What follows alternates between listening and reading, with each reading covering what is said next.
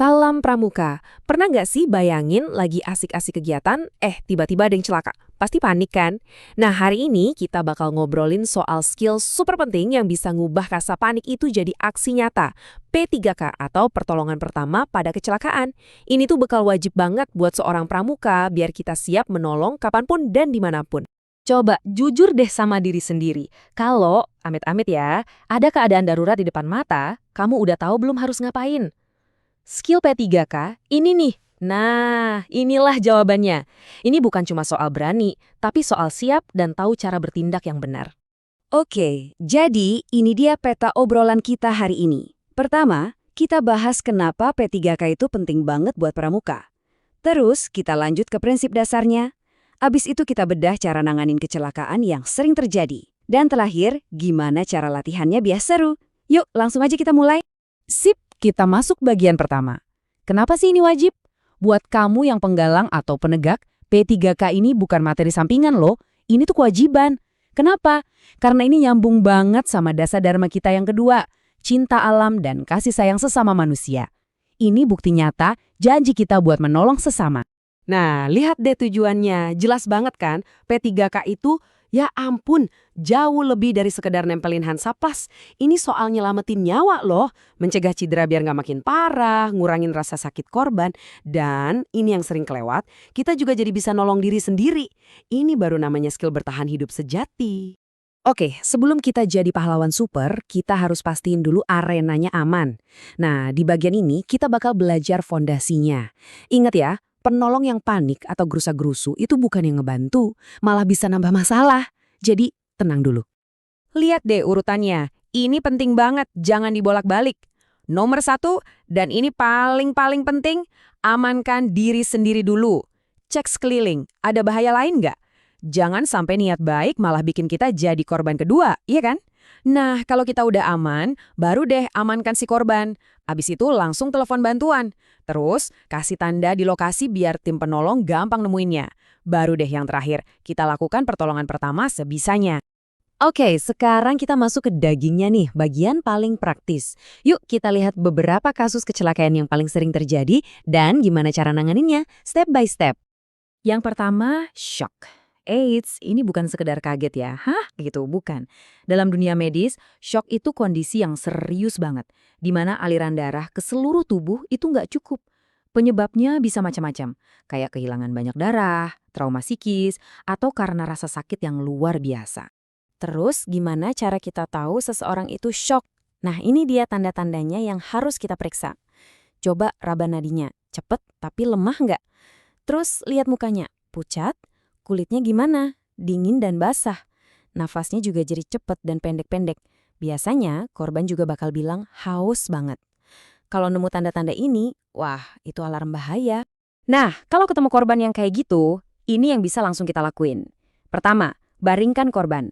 Tapi posisikan kakinya sedikit lebih tinggi dari kepala. Terus, selimutin badannya biar anget. Kalau dia masih sadar, kasih minum yang anget-anget. Ini semua buat ngebantu stabilin kondisinya, sementara kita nungguin bantuan medis datang.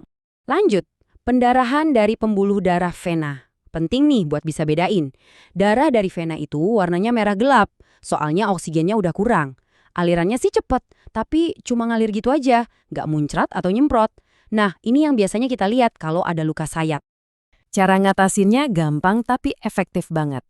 Ambil kain kasa steril, taruh pas di atas lukanya. Terus, bebat yang kenceng. Tujuannya cuma satu, nekan lukanya biar pendarahannya berhenti. Oke, sekarang kita naik level ke kondisi yang lebih gawat lagi. Henti napas. Ini bisa kejadian karena korban tersedak, kekurangan oksigen, atau ada masalah lain di sistem pernapasannya. Di sini, setiap detik itu berharga banget. Apa yang harus dilakuin? Pertama, pindahin korban ke tempat yang udaranya seger. Cek mulutnya, ada yang nyangkut nggak? Kalau ada, keluarin. Jaga badannya biar tetap anget. Dan kalau kamu udah pernah ikut pelatihan, baru deh boleh kasih napas buatan. Lanjut ke kecelakaan yang, waduh, bahaya banget. Kesetrum. Tanda-tandanya jelas dan serius. Korban bisa langsung pingsan, napasnya bisa berhenti. Biasanya ada luka bakar di tempat listrik masuk dan keluar, kadang juga ada pendarahan kecil di bawah kulit. Dan ini tolong dengerin baik-baik. Ini super penting. Sekali lagi jangan sentuh korbannya langsung. Putusin dulu sumber listriknya. Matiin sekring atau pakai benda yang nggak bisa nganterin listrik kayak kayu kering buat misahin korban dari kabelnya. Ingat, keselamatan kita, si penolong, itu nomor satu. Berikutnya, patah tulang. 3 tanda utamanya gampang diingat. Pertama, sakitnya luar biasa di bagian yang cedera. Kedua, bagian itu nggak bisa digerakin sama sekali. Ketiga, kelihatan bengkak. Nah, kalau curiga ada yang patah tulang, kuncinya cuma satu. Jangan bikin cederanya makin parah. Jadi, harus super hati-hati. Kalau ada darah, urusin dulu pendarahannya. Terus, ini yang penting. Jangan geser-geser korban kalau nggak kepepet banget. Dan jangan pernah coba-coba narik atau lurusin bagian yang patah. Tugas kita cuma pasang bidai atau spalek buat nahan biar nggak gerak, terus tunggu bantuan datang. Oke, kita udah dapat banyak teori nih. Tapi tahu doang nggak cukup kan? Tanpa latihan, semua ini cuma jadi hafalan di kepala. Nah, di bagian terakhir ini, kita lihat yuk cara seru buat ngubah teori jadi skill yang beneran nempel lewat permainan. Ini dia nih cara asiknya. Coba deh permainan misionaris. Jadi kita pura-puranya jadi misionaris yang harus ngobatin 3 pasien dengan luka yang beda-beda. Atau permainan tahanan, ini lebih menantang. Kayak simulasi nyari dan nyelamatin orang. Ini bukan main-main biasa loh. Ini cara kita ngelatih insting, mikir cepet, dan kerja tim pas lagi di bawah tekanan. Oke, jadi kita rangkum ya poin-poin penting yang harus dibawa pulang hari ini. 1. P3K itu skill yang vital. 2. Keselamatan diri sendiri itu nomor 1 selalu. 3. Kenali tanda-tandanya biar tindakan kita pas. Dan 4. Yang paling penting, latihan, latihan, dan latihan biar kita beneran siap. Semua yang kita bahas tadi itu baru langkah pertamanya. Penting banget sih.